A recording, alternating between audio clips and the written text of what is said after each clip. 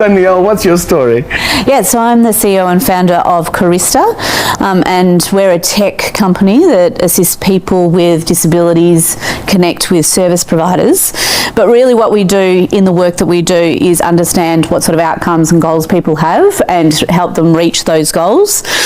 In our earlier days, so about 5 years ago, we were using a lot of customer service people to do that work, and we developed what's called internally a guided conversation. And it is actually about opening up and asking open questions and learning about people and learning what they want to achieve from whatever they're asking us. So we're really about getting outcomes for people.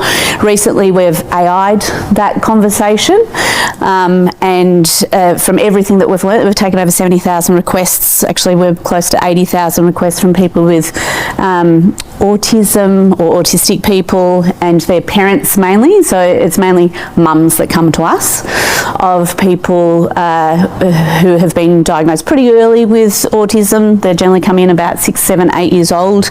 Usually something's happened at school. We help them get an assessment, and then they get funding through the NDIS, and then we connect them with a range of services, not based on what they ask for necessarily because of this conversation that we have and focus on outcomes, but based on what we know. A lot of the data we've collected are the like person's outcomes that they've achieved, and triage them into the right services and areas that help them get those outcomes. So did this perfect pitch come naturally to you? Was it always as easy at the beginning, or is that something that you've developed because the business gave you that confidence as it's becoming bigger? So I think what I've done today is explain it a lot differently to how I would explain it to others, and it's something that we might talk about in this session.